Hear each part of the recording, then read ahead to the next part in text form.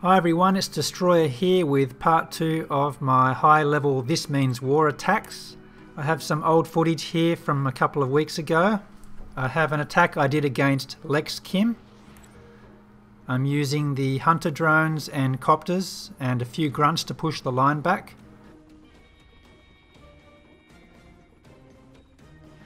I wanted to show you this one because it's a rather tricky base design to attack.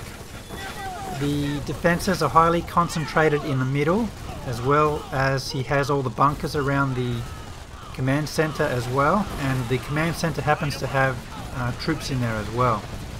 So once you get to that core, it is very hard to take down, as you'll see shortly. And as I explained in my last video, that these hunter drones are very easily distracted, and as you can see they're getting pulled across those rocket batteries. So that's why I've switched out a lot of the hunter drones with the copters, since the copters stay focused on where you drop them. So you see my drones constantly getting dragged across the middle there. You have to be very careful when you drop the drones. So here you can see I'm faced with a couple of rocket batteries in front of the command center, as well as a lot of other defenses and bunkers there, so you have to really decide what you want to take down. If you don't take down the bunkers first, you will get hammered a lot in defense, so you could suffer a 1-star loss there.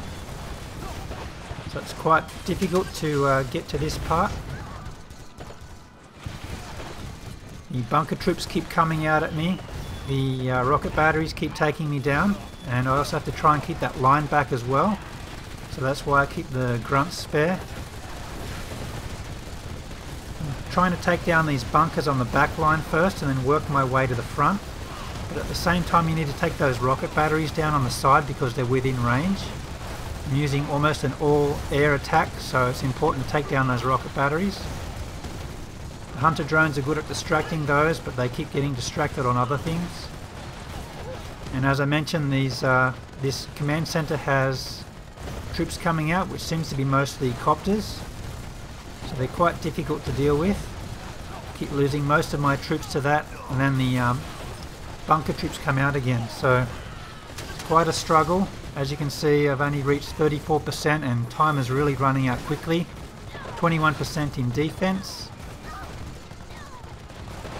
Out come the bunker troops again to stall me.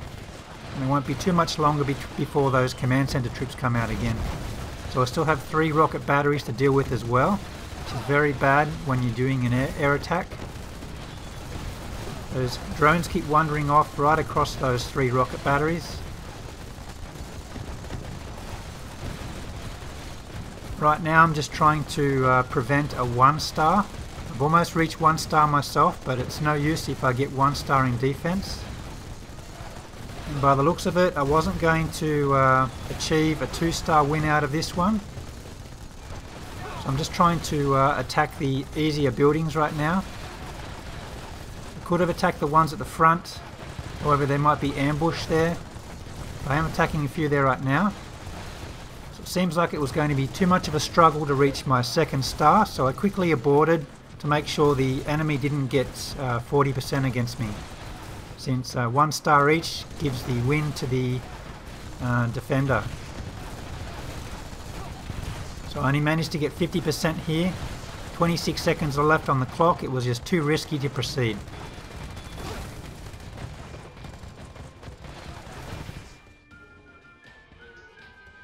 So I managed to only get 13 medals out of this one. It was worth quite a lot, but it was only a 1-star win. Moving on to a defensive replay now by Bo Bane.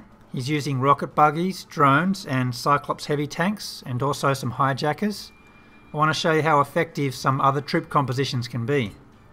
So here he's using the hijackers to trigger off any ambush. He wants to make sure it's safe before dropping all those Cyclops Heavy Tanks. My base isn't designed to win defense. I have a lot of bunkers right down the middle, and typically you would send troops down the sides. So that's exactly where he's sending these heavy tanks. He's also using rocket buggies to help take down vehicles, and also some drones to take down infantry. The buggies have nice long range there. And of course the Cyclops Heavy Tanks have superior range. You can reach all of my bunkers before getting within range of those rocket batteries. The only problem he'll have here is fending off a 1-star loss against my bunker troops, since I do have them highly concentrated down the middle. So he really needs to take down those bunkers as soon as possible.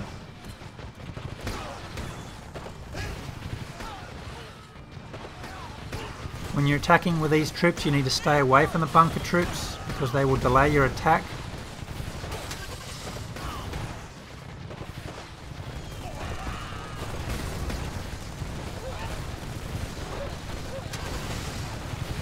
Another thing you need to watch out for with using land vehicles is that you run into a lot of landmines, and they are very deadly against these buggies. They're very fragile. I think they can die in one shot.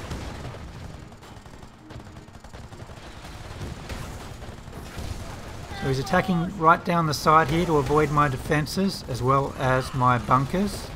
So once he gets down to that back line, he doesn't have too much problems since most of my defences are at the front.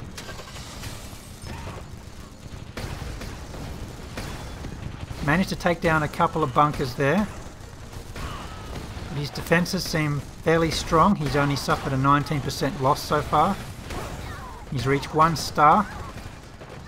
So all he has to do now is keep his troops down the side to avoid my troops and defences, and just keep pushing on.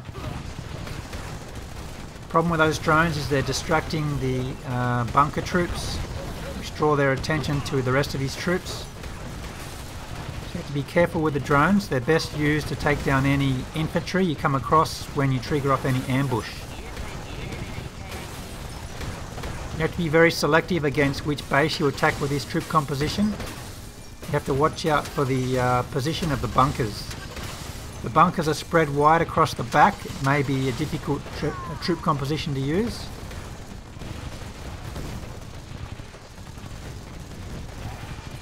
As you can see, he doesn't have any troubles cleaning up down the back line. I don't have many defences there.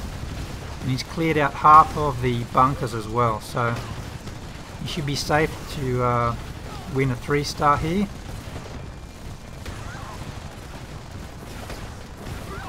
Most of my landmines are down the side, so as long as you stick to one side, you should avoid most of those.